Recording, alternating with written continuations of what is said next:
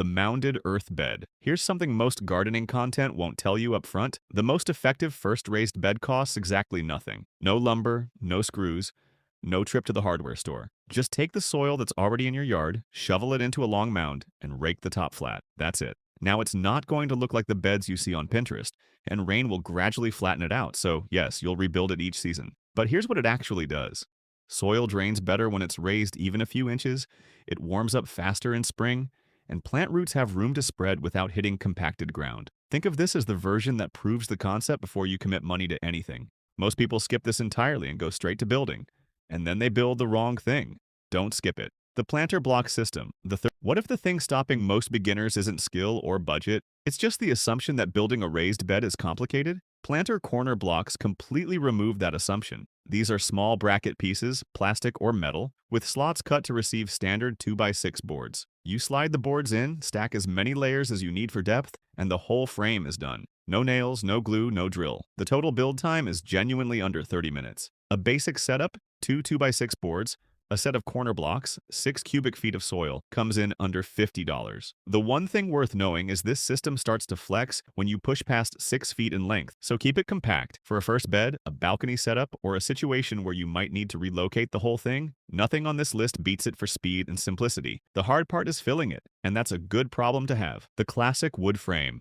Almost every raised bed you've ever seen in someone's backyard is this design. There's a reason for that. A rectangular wood frame using 2x6 or 2x8 boards, corner posts, and screws is affordable, strong, looks great, and can be built by someone who has never picked up a drill before. But there's one measurement that determines whether this bed works brilliantly or becomes a constant frustration, and almost no one mentions it early enough. Never make the bed wider than 4 feet. The average person can comfortably reach about 2 feet across. Go beyond 4 feet, and every single time you need to weed, plant, or harvest anything in the center, you're either crawling in or stretching so far you're pulling something. 4 feet wide, no exceptions. Length can go up to 10 feet before the boards start bowing under soil pressure. Get those two numbers right, and everything else about this build is forgiving. Wood choice. Here's the part of most raised bed videos that gets glossed over in about 20 seconds. And it's the decision that will determine whether the bed lasts 2 years or 15. Cedar and hemlock are the premium options. They're naturally rot-resistant without any chemical treatment and look genuinely beautiful. The downside is cost at sometimes several times more than basic pine. Pressure-treated lumber is the practical middle ground most experienced gardeners land on. Modern pressure-treated uses copper solution,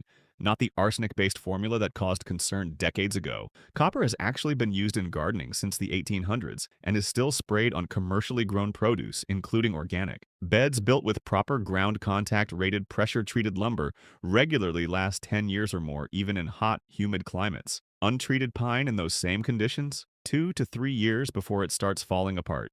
The wood choice isn't a detail, it's the whole game. The metal roofing frame. Most raised bed designs stop at the wood frame and just fill it with dirt, and for a lot of situations that's fine.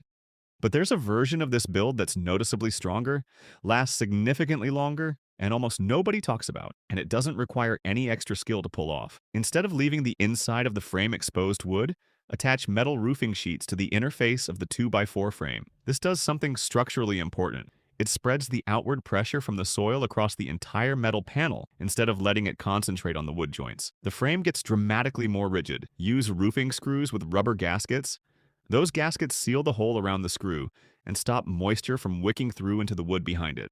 Space them every 8 to 10 inches. Then cap the whole top with a flat 1x6 or 1x8 deck board. That rail alone eliminates most of the bowing that kills wood frames early. Corners. Pick up any raised bed that's a few years old and check the corners. That's where the rot starts. That's where the bugs find their way in. That's where moisture collects no matter what wood or finish was used. Most gardeners don't think about this until they're already pulling apart a bed that's gone soft at the joints, and by then it's too late to do anything except rebuild. The fix takes about 10 minutes and costs almost nothing. Ice and water shield, a roofing membrane with a sticky backing, wraps directly around each corner and adheres to both the wood frame and the metal sheeting. One side is rubbery and tough, the other is essentially self-adhering tear. It creates a moisture seal that bugs genuinely can't penetrate easily. It's not a product most gardeners know exists, but it's the one improvement that extends the life of a raised bed more than almost anything else. Do it before the bed gets filled, and because after that you can't. Cinder block and brick. There's a version of a raised bed that never rots, never warps, never bows,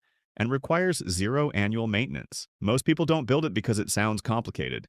It isn't. Stack cinder blocks or bricks into a rectangle, either dry or with mortar, and the structure is done. No cutting, no screws, no frame assembly. And once it's mortared in, that bed is essentially permanent. It'll outlast any wood or metal option by decades. Masonry also pulls off something wood can't. It absorbs heat during the day and releases it slowly at night, keeping soil temperature more stable and extending the growing season on both ends of the year. There's also a hidden planting bonus. The hollow cavities inside cinder blocks are small individual pockets. Fill them with soil and grow herbs, strawberries, or trailing flowers straight out of the walls. The one real consideration here is placement. Once a mortared bed is built, relocating it means demolishing it. Metal raised beds gets most of the attention in raised bed content, but there's a material category that's been growing fast for good reason, and it comes down to longevity versus upfront cost. Galvanized steel cattle troughs repurposed as garden beds are food safe, genuinely durable, and have an aesthetic that looks surprisingly good in a garden setting. Drill drainage holes in the bottom before filling, since most troughs don't have them. Corten steel, the material that weathers into a deep orange rust patina over time, is the premium version. Prefabricated Corten kits come as interlocking panels that go together in about an hour. The cost is higher than wood up front, but a quality Corten bed is realistically going to outlast 20 years with zero maintenance. Metal beds also warm up fast in spring, giving plants an earlier start. In extreme summer heat, though, metal walls can transfer that heat to plant roots, so in very hot climates, positioning near afternoon shade is worth thinking about. The tiered bed. Most gardening advice assumes a flat, level yard. But what happens when the yard slopes, and suddenly every design that looked straightforward on paper becomes a structural headache? The tiered raised bed doesn't fight that slope. It uses it. Multiple beds built in descending levels turn uneven terrain into a legitimate design feature, and the growing advantage is real. The upper tiers, shallower in full sun, draining fast, are where leafy greens, herbs, and flowers thrive. The lower tiers, deeper with better moisture retention, are where tomatoes, peppers, and root vegetables do their best work. Each tier can have its own soil mix tailored to what's growing in it. The ergonomic benefit is also worth noting. Upper tiers sit closer to standing height, which means significantly less bending. Build each tier using whichever material suits the rest of the garden. Wood, block, or metal all work, and anchor the rear of each upper tier into the face of the one below it to prevent shifting under wet soil weight. The keyhole bed. Most raised beds need you to bring everything to them. Water, fertilizer, compost, amendments. This one is built to do most of that work on its own, and once you understand how, it's hard to go back to a standard rectangle. The keyhole bed is circular with a narrow wedge-shaped path cut into one side reaching toward the center. That wedge lets you reach every point in the bed without stepping inside or stretching. At the very center sits a composting basket. Chicken wire or bundled sticks works fine. Kitchen scraps, garden clippings, and water go directly into the basket.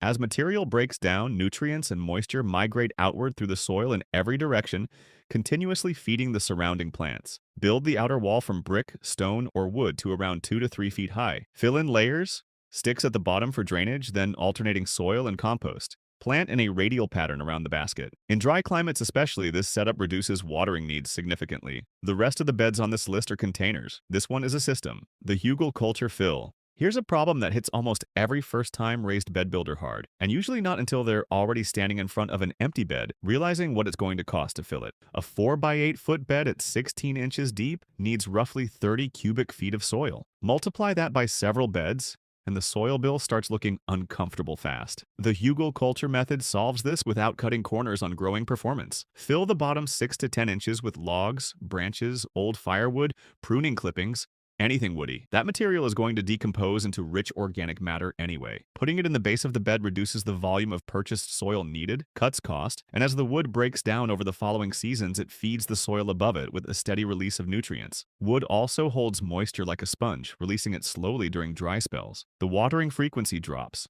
The fertility builds over time. What looked like waste material from the yard becomes the foundation of the whole growing system.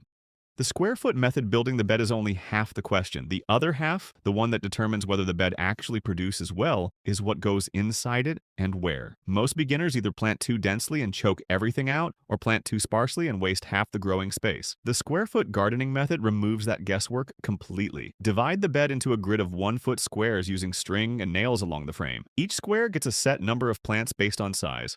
16 radishes per square foot, 9 beet plants, 4 lettuce heads, 1 tomato. Every square is accounted for, nothing is wasted, and overcrowding becomes almost impossible once the grid is in place. The system was developed by Mel Bartholomew.